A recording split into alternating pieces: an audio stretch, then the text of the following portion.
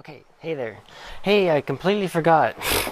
The other day, yesterday I guess, I strung up this new kora, and I completely forgot to film it.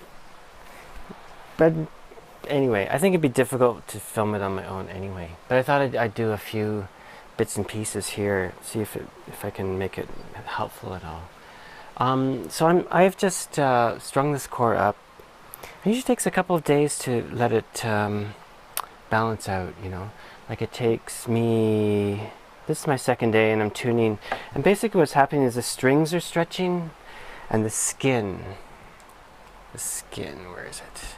The skin where the bridge is, right here, is, the pressure is pushing the skin down, right? So that just comes all into equilibrium. So basically what happens is I'll tighten the strings up, then I have to go back and tighten them more. And it's normally for tuning, I'm just gonna push the string up, right? Oops, where are we now? I have a little tuner. Use a tuner for this, yeah. Usually I just push it up. But because of the amount of stretch, what ends up happening is I have to tighten it on. These tuning leather rawhide tunings, braided tuning strips. So what I'll do is, this is the B, and actually while I'm here, I've mentioned in other videos, my cores are a little bit different. I usually put the lowest string right in the center of the bridge. You see that there? It's a green one in this case. Yeah, there it is. Anyway, so what I'm going to do is I'm going to take, where are we now? I'm going to take the string off the bridge, and what I'll do is put both fingers on either side of the bridge and just slightly lift the string and ease it out, you know. It's fairly easy to snap those notches. It's not the end of the world. You can kind of fix it a little bit as you go, but anyway, it's best not to, of course. Anyway, so what I'm going to do is I'm going to drop these other strings. So I'm going to lower this B down. See how it's loose now? And can you see that? And I'm going to just snug the strings up along the strip. So I'll just start close to where it comes out, and I'll just tighten that up as we go. Tighten that up. Now I will raise the string back up and put it in the notch gently. Now we can see where we're at. You know, when you do this enough times, you get a pretty good sense, and can get it tuned up I find I can get it tuned up pretty fast. So we'll just push that up. Yeah, pretty close. You see it went to pitch now it's dropped a bit, so we're just going to raise that up a bit. Quite often also, I will tune above the pitch when I'm doing this, just a touch, you know, like a quarter tone maybe, because it's going to sink down, you know. That's close enough. And also at this stage, I'm doing very rough tuning. I don't really care that it's perfectly in pitch at this stage. Though you can be very accurate with this system. So that's going to need adjusting too. So I'll do this one. This is the C sharp. My kora is the low strings. The low strings are E, so it's based in E. Quite often the chords are in F actually, but you know, it's just the way I make them. Easy enough to make them in F if someone wants that. Okay, so you can see how I lowered everything down. The string is loose. I'm actually going to take it off the bridge, so it's even. The video cut it.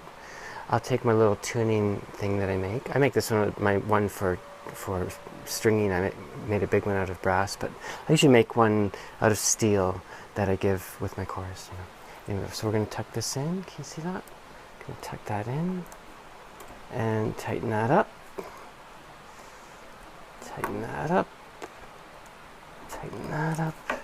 Then usually when it's getting towards the end there, I can just pull on the string and snug it up there. Okay. Next, I will go put it, see, fingers on both sides, and just ease it into that notch. And then raise it up. I actually use my tuner on my phone to do this. I have this old broken tuner that's just working okay, but can't do it and do the video at the same time.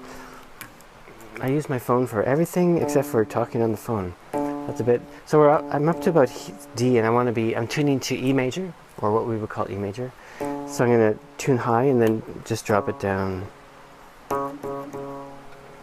And what I'll do is put my fingers here to support it and kind of do a motion like this. So basically I'm pushing down at the front of it.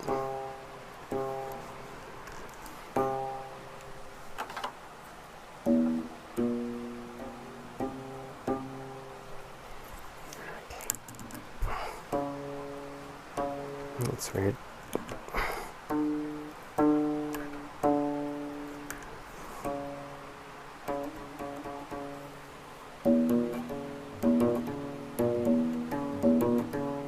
Anyway, you get the idea. This little stupid tuner is not really working, so we'll just cut that off. But you get the idea with the tuning, and also yeah, lots of changing. This, what I'm doing, lowering the tuning ring and tightening the strings up, is something that you end up having to do down the road anyway with your kora. So it's really good to know that, you know. It just doesn't stay the same. Like eventually the strings start to pull out a bit, they stretch a bit. So what happens is, say, can you see this here, right here? What happens is the two rings get so close together, you can't really tune them. So on my instruments, I might do that once every few months. You know, it's pretty rare.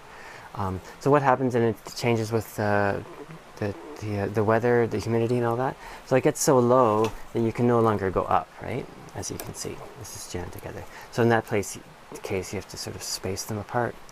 And that's basically what I just did, is how you do it. Yep, so here's the new kora. Here's the new bridge. I put a smaller bridge on this one. This was at 9 millimeters between each string. This is the end piece on this one, and I've been using this acrylic cord to join the plain strings to, and I've always used natural materials like hemp or cotton, but here they rot during the rainy season, so I've had some problems with that with some other koras. And anyway, if someone's watching this and is in Thailand and having that problem, be sure to let me know, because I'll just fix it up for free. Yeah, so that's that. Right. Anyway, thanks for watching for kora stringing lessons part something or other. I've done other videos with stringing and stuff like that. But yeah, anyway, talk to you later.